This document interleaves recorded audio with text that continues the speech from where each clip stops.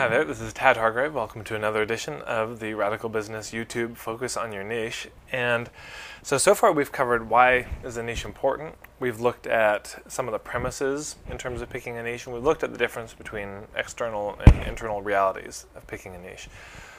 So what I want to talk about now is what is the criteria you should use for whether your niche is good. Because sometimes people will come to me and they'll say, well, is this a good target for me to focus on with my business? And it's the same criteria that I use every single time with every business, with every person. So I thought it might be useful for you to know what this is. You can use it as sort of a checklist on your own. There's three big ones, but then there's a few other ones that I want to add on as well. Here's the three big ones, and if you saw the first video, we covered them there. But I'm going to go into a little more detail. So the first criteria you need to look at for your niche is, do they have a common set of needs that you can help them with? Do they have a common set of needs that you can help them with? Yeah, if there's no common set of needs, if there's no problem that these people have, why would you have a conversation with them? Why would they come to you in the first place? What would even motivate them? Nothing. So there've got to be a common set of needs that these people share. And again, this gets back to the internal versus external realities. If you just go by demographics, they may not have a common set of needs. So not only should there be a common set of needs, you need to be able to articulate it really clearly, really powerfully, succinctly. Here's what their problems are. This is what they're struggling with. You should be able to paint me a picture of their day-to-day situation, what they struggle with. You should be able to describe it so well that I really feel it. A lot of people think that the key of marketing is, I don't know, some like tricks and tactics or bizarre arcane secrets, but really to me the heart of it is empathy, really being able to articulate what people are experiencing and understand it. Forms the heart of marketing. Second thing is that there's enough of them. There should be enough of who you're going after to do it. I think it's a pretty common sense. There's got to be enough of them. And that takes some homework. That's, sometimes people will come to me and they'll say, is this a good target market? And it'll look really good to me, but at the end of the day, you still need to check out, are there enough of those folks around to sustain yourself? And that also gets back to, what is it going to take to sustain you? What are your goals financially? Is there enough to do that? And if there's enough to, maybe even just a little bit more than enough to sustain yourself financially, then that's great. Are there already established high-quality hubs? That's so important. When we talk about hubs, we mentioned earlier, there's three criteria: that they're well-connected, they're well-respected, and they're open to endorsing you. So they're well-connected to your niche, well-respected by your niche, and open to endorsing you to more people in your niche. Are there already established hubs like that? And one of the tests I would give you is, I'd say, to think about if you have a niche that you're thinking about, can you think about those hubs right away? Could you, with pet owners, it's funny, when I do the trainings, I'll ask people, I'll brainstorm with people, what are all the hubs? And we get like 20 of these things, like the pet trainers, groomers, kennels, pet stores, dog psychologists, dog walkers, dog parks, and we'll get, more than that. And I'll say, why was it so easy to come up with that? And the reason it's so easy is because it was a really clear target.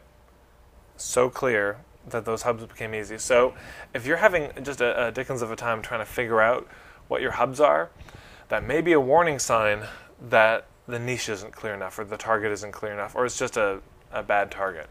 Now, the thing is, if there are not already established hubs, there's two options you really have. One is throw it away, start again, start fresh, pick another niche. But the other one, you can probably guess, is you've got to start your own hub. You've got to create some sort of a network, a group, a gathering, something that's going to bring all of your niche together in one place where you can start to build a relationship with them. So those are the three big ones. So when I'm working with businesses, I'm really looking at those three. But there's a few more I want to talk about. I guess this is sort of tied to the common set of needs. People also maybe have a common lifestyle. So let me add this here. There may be a common lifestyle. So people who are, this is such a funny example. In Seattle, there's a massage therapist who works with the BDSM community, which is the bondage, discipline, sadomasochism community, the, whips and chains and such. And they often were embarrassed to go to massage therapists because, they have bruise marks, bite marks. They'd be talking to the massage therapist who would just look at them horrified and, assume they'd been beaten or something. And they've said, no, I paid extra for this. So they had a common lifestyle. And people in, let's say, the LGBTQ community, lesbian, gay, bi, transgender questioning community. That's there's a lifestyle there. Hippies, there's a lifestyle. Dungeons and Dragons nerds, comic book nerds. There's certain lifestyle things. So they ideally are going to share sort of common hobbies, interests, passions, values that are going to bring them together. That's something else I'm going to look at when I'm talking with somebody else.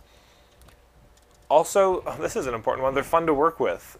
You probably have some clients you love, if you've been in business for all, the clients you just love and you just adore, and then there's other clients who are just the turds that won't flush, you just can't get rid of them. And I think that whoever you work with, whatever niche you pick, should be something you'd actually really enjoy working with and it'd be a lot of fun. If it's not, don't do that. Number 6, I should write that down. So 5 is fun. And 6, I would say, is that they're underserved. I remember one marketing consultant saying, if I were going to set up a hamburger stand, or we asked a bunch of people, if you're going to set up a hamburger stand, what's the one competitive advantage that you would want for that stand? And some people said, well, I'd want to be able to do it faster, or more variety, or whatever. And he says, all those are fine, but there's only one competitive advantage that I would want, and that's a hungry crowd. Putting it where there's going to be hungry people. And it's so much easier to market your business if you can find the hungry crowd or the thirsty crowd, people who are already wanting what you're selling. So this really gets back to the common set of needs, but they may have a common set of needs and there's a ton of competition already. If there's a ton of competition, we've got to look at is how do you differentiate yourself from obviously the competition, and how is it that you address their problem in a different way. So those are the first 6. We're going to cover 3 more in the next video. And again, at the end of this, there's a website you can go to download a free copy of this niche workshop. Thanks so much.